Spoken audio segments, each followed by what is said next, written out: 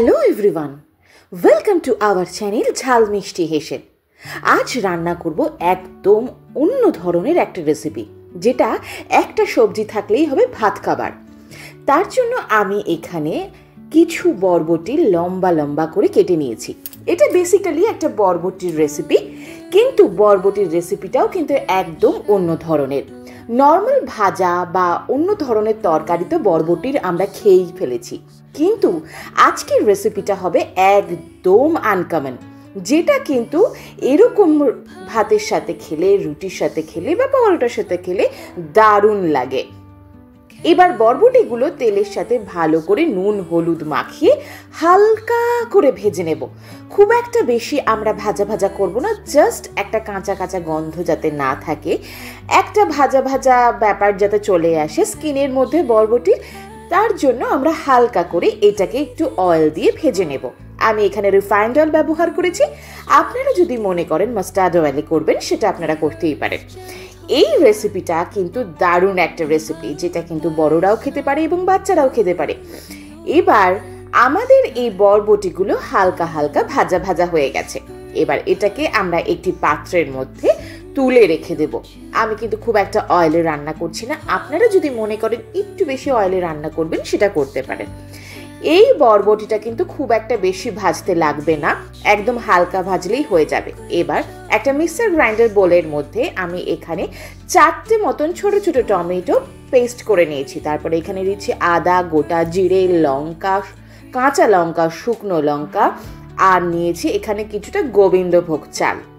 এই সমস্তগুলোকে পেস্ট করে নিয়ে নিলাম। এবার এই জিনিসটাকে পেস্ট করার পর হবে মেইন রান্না শুরু আমাদের। এবার অল্প একটু রিফাইন্ড অয়েল আবার দিলাম কড়াইতে। তেলটা গরম হয়ে যাওয়ার পর আমি ফোড়নে দেব একটা শুকনো লঙ্কা আর একদম অল্প একটু পরিমাণে হিং।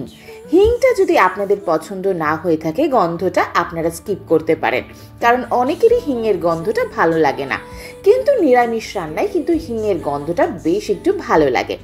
আজকের রেসিপিটা কিন্তু পুরোপুরি নিরামিষ রান্না হচ্ছে। এবার ফার্স্ট যে আমরা পেস্টটা করে রেখেছিলাম সেই পেস্টটা এর মধ্যে দিয়ে দিলাম। পেস্টটা দেওয়ার পর যেহেতু চালের গুঁড়ো আছে, একটু মাখমাখা হয়ে যাবে, তার জন্য অল্প একটু জল দিয়ে এই পেস্টটাকে একটু ঘেটাপেটা করে নিতে হবে। তারপরে দিয়ে দিলাম এখানে টমেটো পেস্ট। টমেটো পেস্টটা দিয়ে ভালো করে জিনিসটাকে আমরা এইটাকে বেশ কষাতে থাকবো। কষানোর সময় কিন্তু আমরা ফ্লেমটাকে একদম লো করে নিয়েছি। বিশ্বাস করুন, গোবিন্দভোগ চাল এবং হিঙের গন্ধের সাথে মিলেমিশে একটা সুন্দর রান্নার গন্ধ বেরোবে। এবার দিয়ে দিলাম এর মধ্যে অল্প একটু হলুদ এবং স্বাদ অনুসারে লবণ আর অল্প একটু চিনি। এটা একটু মিষ্টি মিষ্টি হয়, খুব একটা ঝাল বা নোনতা টাইপের হয় না, মিষ্টি মিষ্টি হলেই এটা একটু ভালো লাগে। কিন্তু আপনারা যদি মনে করেন এটা একটু ঝাল ঝাল খাবেন, খেতে পারেন, কিন্তু এই রান্নাটা মিষ্টি মিষ্টি হলে ভালো লাগে। এবার সমস্ত জিনিসগুলোকে আবার একসাথে করে আমরা মিলিয়ে মিশিয়ে নিচ্ছি। এই রান্নাটা কিন্তু একদম আনকমন একটা রেসিপি। একটিবার বাড়িতে নিরামিষ দিনে করে দেখবেন, ভীষণ ভালো লাগে। কারণ নিরামিষ দিনে আমাদের যারা রান্নার কাজে থাকি, যারা রান্নার দিকটা আমরা সামলাই, তারাই কিন্তু একটা আলাদা টেনশনই থেকে যায়, কি রান্না করব কি রান্না করব। তার জন্য এরকম একটা রেসিপি থাকলে কিন্তু আর কোনো টেনশন নেই, পুরো ভাতটাই কিন্তু কভার হয়ে যাবে। এবার জিনিসটা যখন ভালো করে একদম রসিয়ে কষিয়ে যাবে, জলটা যখন একদমই থাকবে না, তেলটা যখন অল্প অল্প ছেড়ে যাবে, আমরা এর মধ্যে যে বরবটিগুলো ভেজে রেখেছিলাম সেই বরবটিগুলো এর মধ্যে দিয়ে দিলাম। বরবটিগুলো দিয়ে আবার একটু ভালো করে কষাবো। এই রেসিপিটাতে কিন্তু আমি এক্সট্রা করে কোনো রকম পেঁয়াজ রসুন ব্যবহার করিনি। আপনারা যদি আমিষ হিসেবে খেতে চান তাহলে পেঁয়াজ রসুন ব্যবহার করতে পারেন।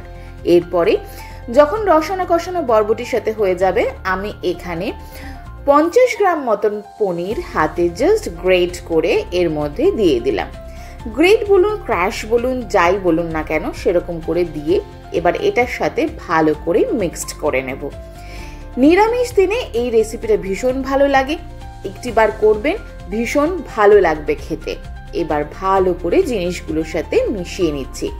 পনির দেওয়ার ফলে পনিরের থেকে একটা এক্সট্রা অয়েল বেরোবে এবং একটা জল ব্যাপার হবে, তাই এটা কিন্তু ভীষণ ভালো লাগে খেতে। এবার অল্প একটু জল দেব, বেশি জল দেব না, যেহেতু পুরো রান্নাটাই আমাদের মোটামুটি কমপ্লিটের অবস্থাতেই আছে, কারণ বরবটি ভাজা আছে এবং মশলাগুলোও তৈরি করা। জাস্ট একটু জল দিয়ে একটু ঝোল বানাবো।